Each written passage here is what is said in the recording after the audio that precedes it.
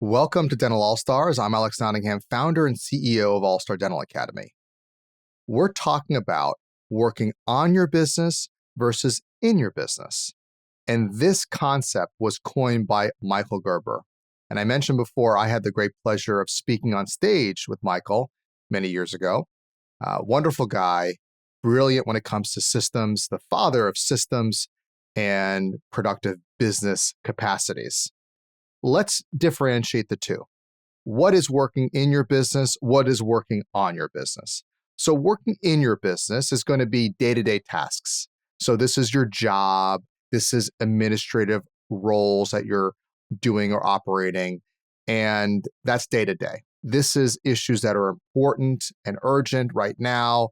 It could also be things that are urgent and not important, but it's what is getting your attention now, day-to-day stuff. So some challenges when it comes to working in your business is going to be you're stuck in meetings. You're stuck in the minutia. You're putting out fires. You have lots of meetings that are not productive.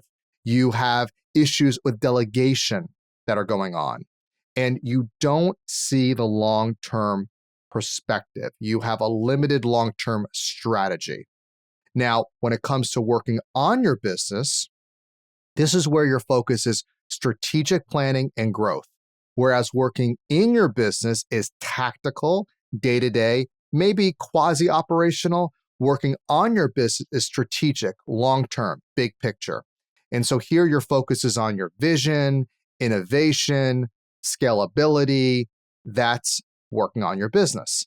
Examples: business development, marketing, planning, specifically strategic planning. This is working on your business. Now, the benefits of working on your business is you are building systems. You are building efficiencies. You have a way to expand more opportunities. And when you are working on the business, you are empowering other people. You are coaching. You are delegating. That is working on your business. It's important to find balance when it comes to working on versus in your business. Typically, most people are almost exclusively 100% in the business or 90% in the business, or maybe even if they're lucky, 80% in the business, 20% on the business.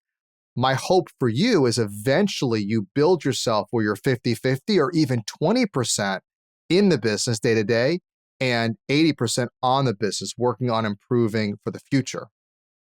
It's important that you get really good at time management if you are going to move away from in the business and more on the business. So how do I, for example, go from in the business to on the business? So let me give you an example about how I went from more in the business to on the business. So it used to be I would oversee the accounting and bookkeeping. I would be editing podcasts, editing the website, and it's fine. It's relaxing at some point, but is this the best use of my time? I have to ask myself. I'm in the business. Now I'm almost exclusively on the business. And what is on the business for me as the CEO of All-Star Dental Academy? Well, podcasts, doing these videos with you, educating, focusing on big ideas, visionary ideas to help grow and build the company. We have a mastermind here as well at All-Star Dental Academy. So focusing on the mastermind and supporting mastermind clients, as well as for myself, working in a mastermind as a powerful tool for growth. Talking to clients and supporting clients is a good use of my time. I would say on the business because I don't have to work with the clients, but I'm cultivating the relationship to support them. Speaking, motivating, praising my team, delegating, all of that is working on the business for me. I talk about the 5 steps to an all-star practice or an all-star business, even if you're not in dentistry. That's vision, team, training, coaching, mastermind. Those are all the important steps that have to be done, right? So I'm making sure that I am focusing on vision on the business, delegating and empowering my team on the business, training myself and others on the business, coaching and being coached on the business, mastermind on the business. Those are all on the business strategies that can be done. So how do we overcome the pitfalls to on the business versus in the business? Well, one is you can run into analysis paralysis. I'm sure you've heard that before, where you plan too much versus taking action. You also may have the fear of delegation. Can you trust and empower your team?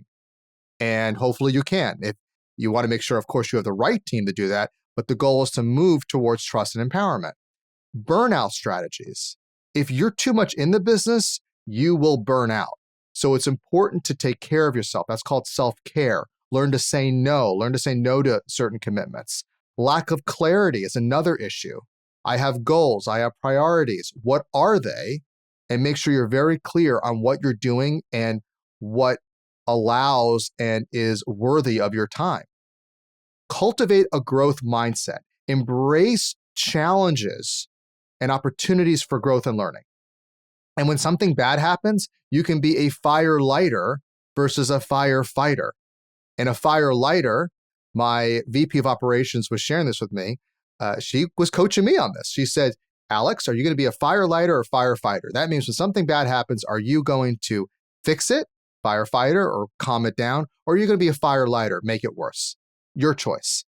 Seeking continuous feedback is another growth strategy. And CANI, which is continuous and never-ending improvement. That's a term that Tony Robbins coined.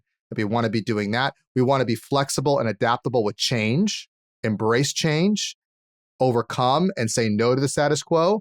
We want a culture of innovation and creativity from ourselves and our team.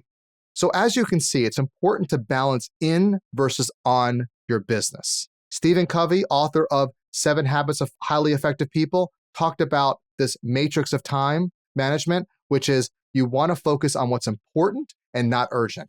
To me, that is on your business time. Your vision and empowering your team, those 5 steps to an all-star business, and be prepared for setbacks and barriers. They're going to happen with your team, with yourself, and those around you. And clarity.